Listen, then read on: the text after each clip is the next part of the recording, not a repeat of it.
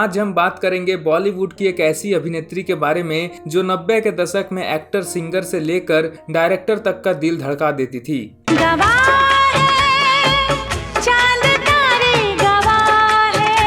इस अदाकारा को देखकर आज भी लोगों के दिलो दिमाग में बस एक ही ख्याल आता है,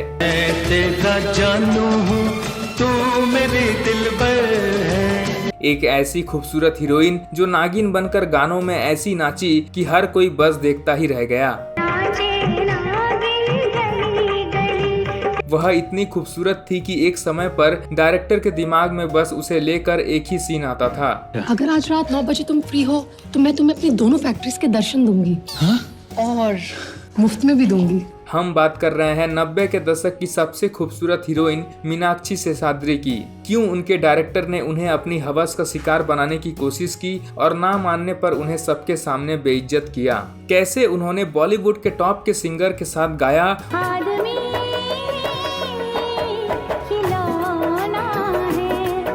और पटाने के चक्कर में सिर्फ उस गायक को ही नहीं बल्कि पूरा परिवार को ही बिगाड़ दिया। सनी देओल के साथ काम करते हुए आखिर ऐसा क्या हुआ कि रातों रात उन्हें बॉलीवुड छोड़कर अमेरिका भागना पड़ा, और अब आखिर क्यों वह सालों बाद वापस लौटकर फिल्मों में काम ढूंढ रही है। जानेंगे बहुत कुछ, आप बस दिल थाम करके बैठ जाइए। जब कोई बात बिगड़ जाए, जब कोई मुश्किल पड़ जाए। अगर आप मीनाक्षी को पसंद करते हैं तो एक लाइक तो इस वीडियो के लिए बनता है। तो चलिए वीडियो को करते हैं शुरुआत। दोस्तों, मीनाक्षी शेषाद्री का जन्म 19 नवंबर 1963 को झारखंड में हुआ था। उनके पिता एक फैक्ट्री में काम करते थे। उनकी मां का नाम था सुंदरी शेषाद्री, जो एक क्लासिकल डांसर थी, और उन्होंने ही मीनाक्षी को ये सिखाया था।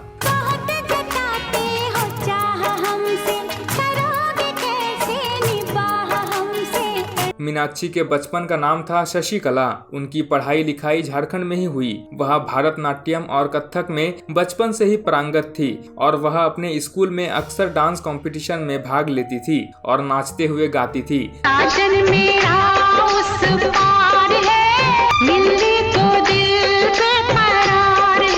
इसलिए 12वीं की पढ़ाई खत्म होने के बाद उन्होंने एक ब्यूटी कॉन्टेस्ट में भाग लिया और केवल 17 साल की उम्र में वह मिस इंडिया बन गई। मीनाक्षी की तस्वीरें जैसे ही अखबारों पर छपी तो मानो बॉलीवुड हाथ फैलाकर उनका स्वागत करने लगा। उन दिनों मनोज कुमार अपनी फिल्म के लिए एक नए चेहरे की तलाश कर रहे थे और जैसे ही उनकी नजर मीनाक्षी की फोटो पर पड़ी तो फोटो को देखते ही उनके मुंह से बस एक ही आवाज निकली कि आप जैसे कलाकार को तो फिल्म इंडस्ट्री में होना चाहिए। उन्हें मीनाक्षी इतनी पसंद आई कि उन्होंने मीनाक्षी को अपने फिल्म के लिए साइन कर लिया, लेकिन उन्हें शशिकला नाम पसंद नहीं आया। तो सबसे पहले उन्होंने शशिकला का नामकरण किया और उन्हें एक नया नाम दिया, मीनाक्षी। और केवल 17 साल की उम्र में मीनाक्षी को पहली फिल्म मिल गई।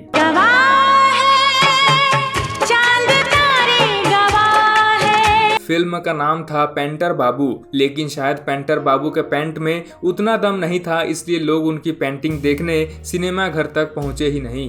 क्या बात कर रहे हैं? और यह फिल्म कुछ कमाल नहीं कर पाई। लेकिन इसी दौरान मीनाक्षी पर उस डायरेक्टर की नजर पड़ी जो हर छोटी हीरोइन को अपने फार्म हाउस पर बुलाकर रातों रात बड़ी हीरोइन बना देता था और कहता था,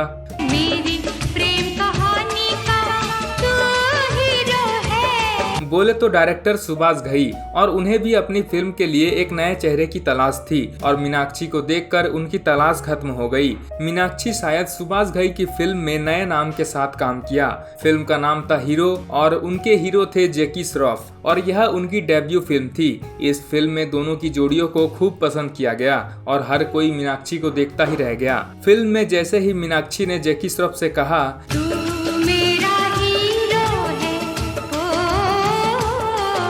तो बस उन्हें हर किसी ने हीरो मान लिया और वह रातों रात सच में हीरो बन गए। यह फिल्म इतनी बड़ी सुपरहिट हुई कि इसके बाद बिना बॉयफ्रेंड वाली लड़कियां भी यह गाने लगी थी।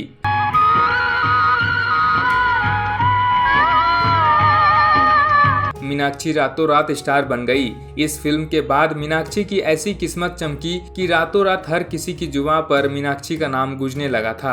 उसके सामने फिल्मों की लाइन लग गई थी। 1985 में ही वह एक साथ कई फिल्मों में नजर आई, जिसमें होशियार, आंधी तूफान, बेवफाई, मेरा घर और महाशक्तिमान जैसे फिल्में शामिल रही। लेकिन इनमें से कोई भी फिल्म सुपरहिट नहीं हुई और मीनाक्षी का नाम डूबने के कगार पर आ गया। लेकिन इसी साल में अनिल कपूर के साथ एक और फिल्म में नजर आई, जिसका नाम था मेरी जंग।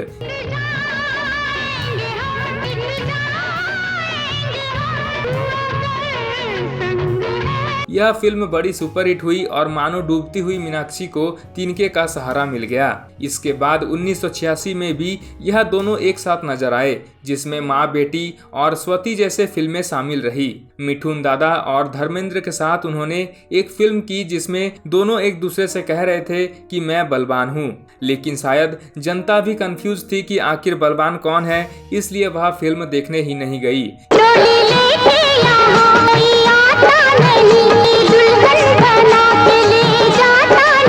इसके बाद मीनाक्षी एक बार फिर अपने हीरो के हीरो मतलब जग्गू दादा के साथ काम किया।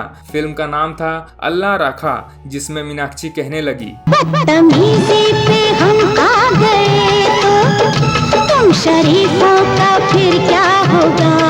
लेकिन अफसोस इस अल्लाह राखा का ध्यान अल्लाह ने नहीं रखा और यह फिल्म बुरी तरह से फ्लॉप हो गई। इसके बाद 1987 में भी मीनाक्षी ने इनाम 10,000, डकैत, मुकद्दर का फैसला, सत्यमेव जयते और परिवार जैसे फिल्मों में काम किया। 1988 में अमिताभ बच्चन के साथ उनकी पहली फिल्म आई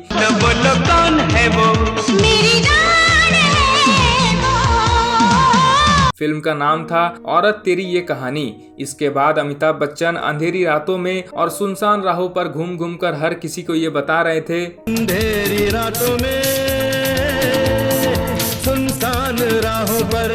फिल्म का नाम था शहंशाह और इस फिल्म में मीनाक्षी की जोड़ी को अमिताभ बच्चन के साथ खूब पसंद किया गया। हालांकि लोगों ने अमिताभ बच्चन के साथ रिश्ते में बेटा बनना पसंद नहीं किया और यह फिल्म कुछ खास कमाल नहीं कर पाई। लेकिन अमिताभ बच्चन का मीनाक्षी से मन नहीं भरा, इसलिए इसी साल उन्होंने मीनाक्षी के साथ एक और फिल्म में काम किया, जिसमें मीनाक्षी का साजन उसी में था और वह कह रही थी, साजन मेरा उस पार है, फिल्म का नाम था गंगा जमुना सरस्वती। यह फिल्म हिट रही और इसमें उनके काम को भी खूब पसंद किया गया। इसके बाद साल 1979 में नागिन बनकर ऐसी गली गली नाची कि अपने तन पर काबू नहीं रख पाई और कहने लगी,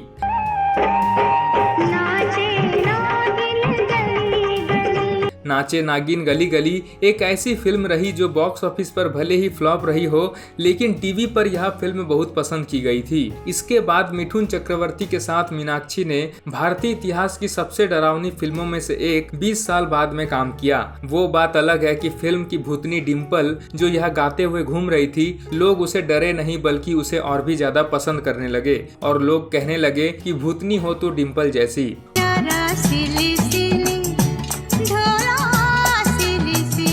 1979 में भी मीनाक्षी ने कई बेहतरीन फिल्मों में काम किया, जिसमें घर हो तो ऐसा, अम्बा, आवारगी, प्यार का कर्ज, जुर्म और घायल जैसे फिल्मों में शामिल रही। फिल्म घायल साल की सबसे हिट फिल्म साबित हुई। सनी देओल के साथ उनकी जोड़ी को भी लोग खूब पसंद किया। इसके बाद भी मीनाक्षी लगातार फिल्मों में काम करती रही और बॉलीवुड में अपनी अच्छी खासी पहचान बना ली। जब से तुमको चाहा है सनम, क्या कहें कितने हैं। फिल्म दामिनी में उनकी एक्टिंग को लोगों ने खूब ज्यादा पसंद किया और फिल्म में उनकी खूबसूरती भी अलग ही लेवल की दिखाई गई। फिल्म में 20 मिनट के लिए सनी देओल भी आए और ऐसे आए कि लोग फिल्म की असली हीरो ऋषि कपूर को साइड एक्टर मानने लगे। फिल्म का नाम आते ही लोगों के दिमाग में बस दो ही बात याद आती है, एक तो दामिनी की एक्टिंग, दूसरा सनी देओल का जो डायलॉग। यह पहली फिल्म थी जिसे मीनाक्षी को हर किसी की पहली पसंद बना दिया था। सबने कपड़े उतारे, तू पहला आदमी है जो कपड़े पहना रहा है। इसके बाद गोविंदा के साथ उनकी फिल्म आई तेरी पायल मेरी गीत, लेकिन शायद पायल और गीत का तालमेल नहीं बैठा और फिल्म फ्लॉप हो गई। इसके बाद 2 साल वो गायब हो गई और 1996 में एक बार फिर वह सनी देओल के साथ दिखाई दी। और भाई साहब, फिल्म के लिए सनी देओल को हमेशा याद रखा जाएगा। इस फिल्म में सनी देओल के डायलॉग आज भी बॉलीवुड के आइकॉनिक डायलॉग माने जाते हैं। ये मजदूर का हाथ है कातिया, लोहा पिघलाकर उसका आकार बदल देता है। और यह मीनाक्षी की आखिरी फिल्म थी। इसके बाद मीनाक्षी ने फिल्मों से दूरी बना ली और हमेशा के लिए बॉलीवुड छोड़कर विदेश भाग गई और अपनी पर्सनल लाइफ को संभालने में लग गई। अब हम बात करते हैं मीनाक्षी शेषाद्री की पर्सनल लाइफ की। मीनाक्षी का नाम सबसे पहले मिठुन दा के साथ जोड़ा गया था। दोनों ने एक साथ कई फिल्मों में काम किया और ऐसा माना गया कि फिल्म परिवार की शूटिंग के दौरान दोनों अपना ही परिवार बनाने की सोचने लगे थे, लेकिन फिर बात नहीं बनी और मिठुन दा ने मीनाक्षी से किनारा कर लिया। इसके बाद अनिल कपूर के साथ भी मीनाक्षी कई फिल्मों में आई और फिल्म घर हो तो ऐसा की शूटिंग के दौरान मीनाक्षी भी अपने घर का सपना देखने लगी थी, लेकिन फिर अनिल कपूर ने कहा कि अकेले ही अपना घर बनाओ क्योंकि मैं तो शादीशुदा हूँ। फिल्म जुर्म में काम करने के दौरान मीनाक्षी ने कुमार सानू को यह गाते हुए सुना, वो चांदनी जब तक रात देता है हर कोई साथ, और वह उनकी दीवानी हो गई। कुमार सानू भी मीनाक्षी के इतने दीवाने हुए कि उनसे कहने लगी, है काश के हम होश में अब आने न पाए। जैसे कि मानो मीनाक्षी ही उनके गाने की वजह बन चुकी थी। दोनों का लंबे समय तक अफेयर चला। दोनों ने प्यार के समुंदर में खूब गोते लगाए और कुमार सानू भी मीनाक्षी की खूबसूरती के इतने दीवाने थे कि बस दिन रात कहने लगे, जिंदगी के लिए बस एक सनम चाहिए। वह मीनाक्षी के लिए अपनी पत्नी को भी भूल गए, लेकिन मीनाक्षी ऐसी लड़की नहीं थी जो कुमार सानू के लिए दीवानी थी। और भी ऐसी कई हीरोइन थी जो उन्हें अपना चांद मान कर करवा चौथ मना रही थी, लेकिन जब मीनाक्षी के साथ कुमार सानू के प्यार के पतंग खूब ऊपर उड़ने लग गई तो बॉलीवुड के गलियारों में भी उनका चर्चा होने लगा और यह खबर उड़ते हुए कुमार सानू के घर तक भी पहुंच गई। पत्नी से बहस हुई तो कुमार सानू ने अपनी पत्नी की जगह मीनाक्षी को चुना और पत्नी से तलाक ले लिया। इसके बाद कुमार सानू और भी ज्यादा फ्री हो गए और मीनाक्षी के साथ जीने मरने की कस्में खाने लगे। जो हाल दिल का इधर हो रहा है, लेकिन इधर मीनाक्षी पर कुमार सानू का घर तोड़ने के आरोप लगने लगे और हर कोई उन्हें कोसने लगा। लोग मीनाक्षी को चिट्ठियां लिखने लगे कि उन्होंने कुमार सानू को रोमांटिक से सैड सिंगर बना दिया है और उनके हंसते खिलते परिवार को तोड़ दिया है। हर कोई मीनाक्षी की बुराई करने लगा। मीनाक्षी इन सब से इतना ज्यादा परेशान हो गई कि उन्होंने कुमार सानू से ही दूरी बना ली और कुमार सानू बेचारे धोबी का कुत्ता बन गए जो घर के रहे न घाट के, और वह बस यह गाते हुए रह गए, मेरा दिल है प्यासा, मेरा दिल अकेला। फिल्म दामिनी में मीनाक्षी इतनी खूबसूरत दिखी कि फिल्म के डायरेक्टर राजकुमार संतोषी का भी मन डोल गया। फिल्म घातक की शूटिंग के दौरान उन्होंने मीनाक्षी को प्रपोज किया, लेकिन मीनाक्षी ने मना कर दिया और इस पर डायरेक्टर इतना नाराज हो गए कि वह मीनाक्षी को टॉर्चर करने लगे और सबके सामने उनके सीन में मीनाक्षी की गलती निकालकर उन्हें बेइज्जत करने लगे। एक समय के बाद यह टॉर्चर इतना ज्यादा बढ़ गया कि मीनाक्षी रात रात भर रोती रहती थी और वह सोचने लगी कि किसी न किसी तरह यह फिल्म पूरी हो जाए और वह फिल्म इंडस्ट्री को ही छोड़ दे। राजकुमार संतोषी भी धमकी देने लगा और मीनाक्षी भी इतना घबरा गई कि अपना टॉप का बॉलीवुड चला रही करियर छोड़कर रातों रात अमेरिका भाग गई और कभी भी लौटकर वापस नहीं आई। उन्होंने एक बैंकर से शादी कर ली जो कि एक NRI था जिसका नाम था हरीश मैसूर। उनके 2 बच्चे हुए और वह पूरी तरह से बॉलीवुड को भूलकर अपने पारिवारिक जीवन को जीने लग गई। उन्होंने डांस एकेडमी खोल ली और वह डांसिंग स्कूल चलाने लगी।